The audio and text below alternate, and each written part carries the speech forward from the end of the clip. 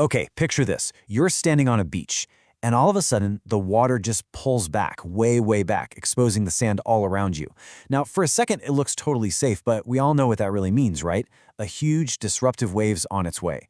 And right now, in the world of AI, we are living in that exact receding water moment. So in this explainer, we're going to dive into a playbook for finding the high ground. You know, the co-founder of Google's DeepMind, Shane Legg, he just puts it so bluntly. If your job is done entirely on a laptop, you're now competing with AI that costs practically nothing. This isn't some far-off abstract idea. For pretty much any knowledge worker, the competition is already here, it is ridiculously cheap, and it's scaling faster than we can even comprehend. The takeaway here is you have to figure out your personal exposure, and you have to do it fast. And look, this isn't just a theory. Last year alone, while a mind-blowing $650 billion was being pumped into AI development, 1.1 million jobs just vanished. The data couldn't be clearer. All that capital is shifting away from jobs we used to think were safe and pouring right into AI. And the job market? It's reacting in real time. And that's exactly why we're calling this the receding water moment.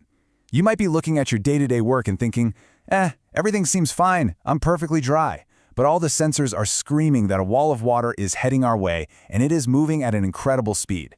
It is really time for all of us to look up from the sand and see the much bigger picture.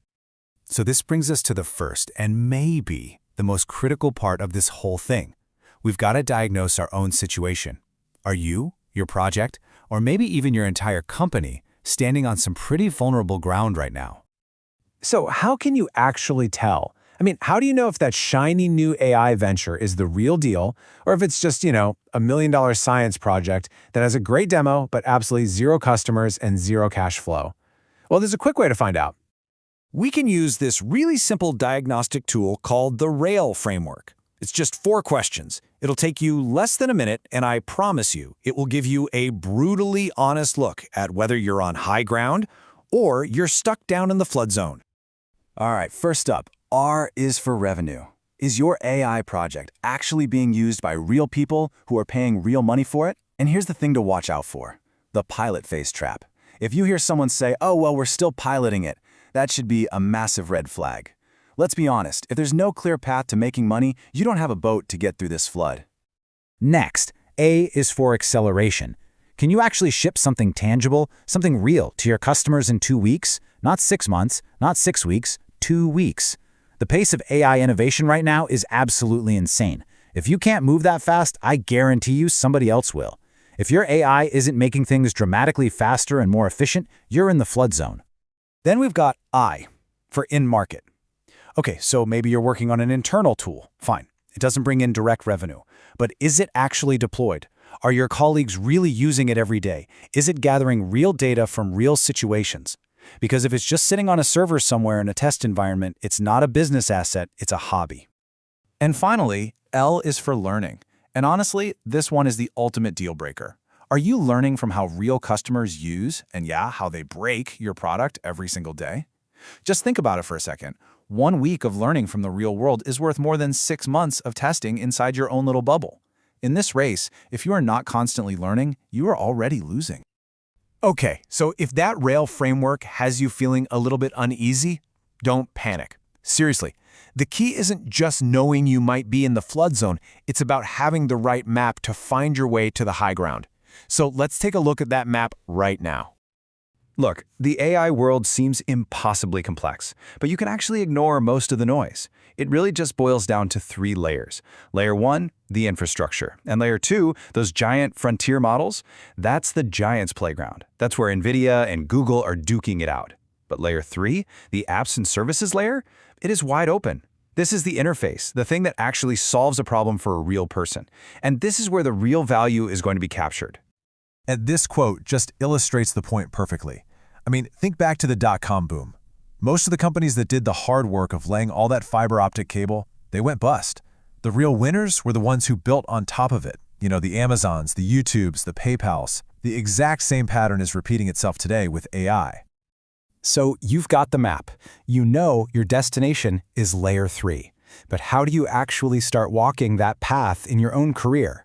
Well, it comes down to a really clear 3-step action plan that you can literally start using today. First things first, you have to get your head around this fundamental split. AI is going to automate all the scripted parts of your job. You know, the repetitive, predictable stuff like crunching data or drafting the same old emails.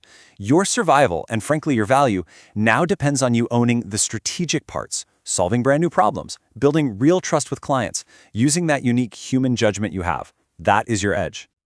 So here's the game plan. Step 1, audit your day. Literally make 2 columns, scripted and strategic, and list out every single thing you do. Step 2, automate the scripted stuff. Use AI tools to fire yourself from all that mind-numbing work before your boss does it for you. And then the most important part, step 3, reinvest all that time you just got back into the strategic side, the deep thinking, the relationship building, the stuff that really moves the needle. But listen, tactics and action plans are not enough. They're just not. To really, truly thrive on the high ground for the long haul, you have to cultivate the right mindset. This is the thing that will ultimately separate the people who adapt and win from those who just get washed away. I like to call this the 3 R's. First is rigor, becoming a deep, deep master of your field. There was a study by BCG and Harvard that found consultants who were already experts got 40% better results using GPT-4. The ones who weren't, only 12%. The second R is relationships. In a world where AI can generate anything, your ability to generate human trust is your absolute superpower. And the final R is resilience, just the grit to pivot, adapt, and stay in the game long after everybody else has given up.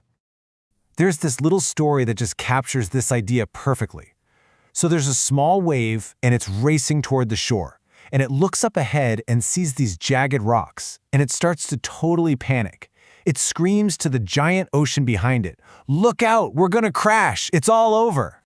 And the ocean just looks back, totally calm, and says to this terrified little wave, "You think you're a wave.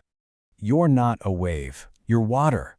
The form changes, sure, but the substance, your core skills, your judgment, your ability to connect with another human being, that doesn't go away. Our jobs, the technologies we use, the market cycles, those are just the waves. They rise and they fall. But you are the water." So let the tsunami come. You are not the wave, you are the ocean. And the only question that's left to answer is this: what is your high ground?